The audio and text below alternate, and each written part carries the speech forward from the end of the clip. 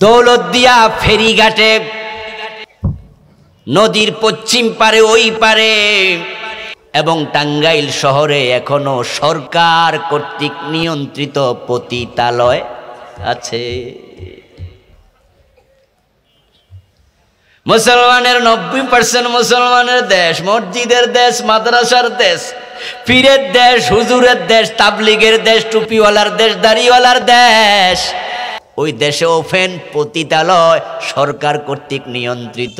যে কয়টা পতিতা আছে তাদেরকে কাট করে দিছে, তারা মাসে মাসে সরকারকে বছরে বছরে তারা চাঁদাও দেয়, ইনকাম ট্যাক্স দেয়।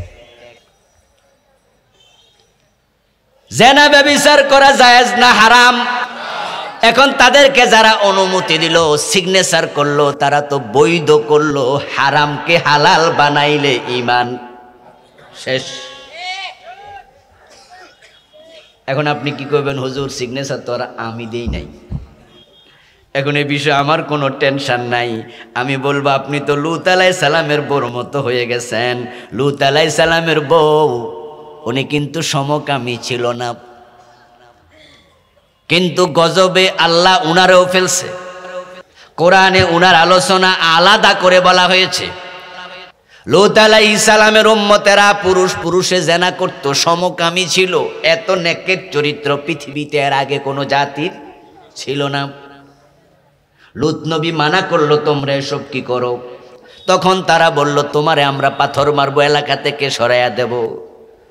উনি তাদের চারিত্রিক অধপতন দেখে অস্থির হয়ে গেলেন। আল্লাহ তাআলা তাদেরকে শাস্তি দেওয়ার জন্য দুজন ফেরেশতা পাঠালেন। তারা এসে বললেন, আল্লাহর নবী লূত আলাইহিস সালাম, রাত হওয়ার পরে আল্লাহর অর্ডার, আপনার উম্মত যারা আছে, ভালো যে কয়জন আছে মানুষ, তাদেরকে সাথে নিয়ে আপনি এলাকা থেকে চলে যান। আজকে চূড়ান্ত ফয়সালা করার জন্য আল্লাহ আমাদের দুইজনকে পাঠাইছে। তবে আল্লাহ বলছে, ইল্লাম রাতাহু কানাত মিনাল গাবিরিন, যাওয়ার সময় আপনার বউকে সাথে নেওয়া যাবে না। আপনার বউকে নিতে আল্লাহ মানা করছে। লূত আলাইহিস সালাম স্ত্রী ওখানে থেকে গেল, উনি উম্মতকে সাথে নিয়ে চলে গেলেন রাতের বেলায়। হঠাৎ করে ভোর হওয়ার আগে দিয়া বিশাল এক বিকট শব্দ শুনলেন, বুঝলেন কিছু একটা ঘটে গেছে। সকালবেলা হাজির হয়ে দেখেন ঘর নাই, বাড়ি নাই, সেখানে বিশাল একটা সাগর। ওই সাগরটা এখনো আছে না নাই? ডেড সি, জর্ডানে মৃত সাগর, লূত সাগর। কোরআনে আল্লাহ বলেন যে আল্লাহ আলিয়াহা সাফলাহাম, ওই দুই ফেরেশতাকে দিয়ে আমি আল্লাহ একটা কাম করছি। মাটি কাটার জন্য কোদাল আছে, কোদাল ছিলেন তো, কোদাল দিয়া কোপ দিলে যেমন মাটির ভিতরে কোদাল ঢুকে যায়, ওই দুই ফেরেশতাকে আল্লাহ বলছে দুই পাশ দিয়া আঙ্গুল হাত ঢুকাইয়া দাও। লূত আলাইহিস সালামের সীমানার ওই জালেমদের পুরাটা জমিন তোমাদের হাতের তালুর মাঝে নেও এবং আসমানের দিকে তুলতে থাকো। আমতারনা আলাইহা মাতারা, আমতারনা আলাইহিম হিজারা। আল্লাহ কোরআনে বলেন, আমি এবার তাদের উপরে পাথরের বৃষ্টি বর্ষণ করছি। দুইজন ফেরেশতা পুরা জমিনটাকে হাতের তালুতে নিয়ে আকাশের দিকে তুলতেছে, আর আল্লাহ তাআলা বলেন, আমতারনা, আমি বৃষ্টি বর্ষণ করেছি, হিজারা, পাথরের বৃষ্টি। পাথর মেরে সবগুলাকে ভুসি বানাইয়া দিছি। আলিয়াহা সাফেলাহা, এবার ফেরেশতা দুইজনকে বললাম উল্টায়া ছেড়ে দাও। আগে পাথর দিয়া সাইজ করছি, সবগুলাকে মাইরা ভুসি বানাইয়া ফেলছি। এবার বললাম উল্টায়া ছেড়ে দাও। ওই দুই ফেরেশতা জমিন উল্টায়া ছেড়ে দিচ্ছে, সাগর হয়ে গেছে। আপনারা বলুন তো, ওই গজবের মাঝে লূত আলাইহিস সালামের বউটাও আছে না নাই? উনি কি মহিলা না পুরুষ? উনি কি পুরুষ না মহিলা? তাদের অপরাধ কি ছিল? অপরাধ ছিল তারা পুরুষে পুরুষে জেনা করত। তো উনি তো মহিলা মানুষ, উনার দোষটা কি? কথা কিন্তু বুঝে বাড়ি যাইয়েন, ওর সাথে নিয়েন কিছু।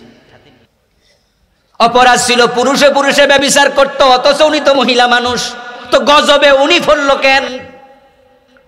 উনি গজবে পড়ার কারণ কানাত মিনাল গাবিরিন, যারা এই অপরাধ করত তিনি তাদেরকে সাপোর্ট করতেন, সমর্থন দিতেন। এখন যারা পতিতালয়ের সিগনেচার দেয়, যারা সুদী ব্যাংকের লাইসেন্স দেয়, যারা প্রতি বছর 10টা 5টা সুদী ব্যাংক বানায়, সুদ খাওয়া জায়েজ না হারাম? তো তোমরা এটাকে জায়েজ কেমনে বানাইলা, অনুমতি কেমনে দিলা? হারামকে হালাল বানাইলে ঈমান থাকে না। এখন তোমরা যারা তাদের দলে ভোট দাও, সাপোর্ট করো, লূত নবীর বউয়ের মতো তোমরাও ঈমান হারা হয়ে গেছো।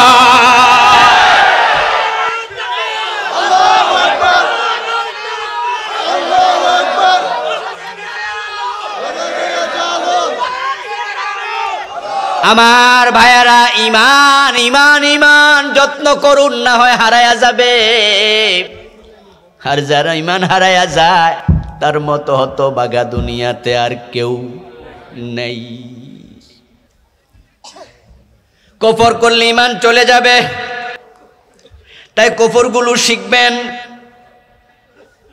শিখা চিরন্তন, শিখা অনির্বাণ, মঙ্গল প্রদীপ। মাঝে মাঝে ঢাকা শহরে পত্র পত্রিকায় দেখবেন আসে, ঢাকা শহরে আগুন জ্বালায়, মোমবাতি জ্বালায় খাড়ায় থাকে। দেখবেন যে 500 700 1000 মোমবাতি জ্বালায়, চারিপাশে এত মোমবাতি। শিখা অনির্বাণ জ্বালায়, আগুন জ্বালায়, মঙ্গল প্রদীপ নাম দিয়া আগুনের সামনে যারা চুপ করে দাঁড়ায়া থাকবে, যারা রাসূলের জামানায় আগুনের পূজা করত তাদেরকে বলে মাজুসি। তারা ছিল পারস্যের অধিবাসী, অগ্নি পূজক। এখন বাংলাদেশের শয়তান কিছু লোককে দিয়া আগুনের পূজা করাইয়া ছাড়ছে। অথচ কোরআনে আছে ফাত্তাকুন্নার, তোমরা আগুন থেকে নিজেকে দূরে রাখো, জাহান্নামের আগুন থেকে বাঁচো। এই আগুন জাহান্নামের আগুনের অংশ। আগুনকে তোমরা শ্রদ্ধা করো না, আগুনের পূজা করিও না। যারা জাহিলিয়াতের যুগে ছিল তারা হরেক রকমের পূজা করত।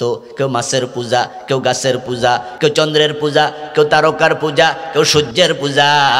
ঠিক আজকে যারা আমাদের দেশেও হিন্দু আছে, তারা দেখবেন এক একজন এক একটা পূজা করে। কেউ দুর্গার পূজা, কেউ লক্ষ্মীর পূজা, কেউ সরস্বতীর পূজা, কেউ একবারে কুমারী দেবীর পূজাও, কুমারী মহিলার পূজাও করে। ইভেন শিবের লিঙ্গের পূজাও করে, করে না? বিয়ে হয় না তো শিবের পূজা করে। ও ভাইয়েরা আমার, ঠিক একই স্টাইলে আজকে শয়তান কারে দিয়া এর মাথার মাঝে কি বুট ঢুকাইয়া দিল।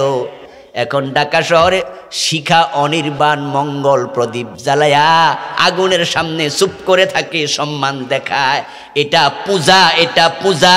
আগুনের পূজা করলে ঈমান থাকে না।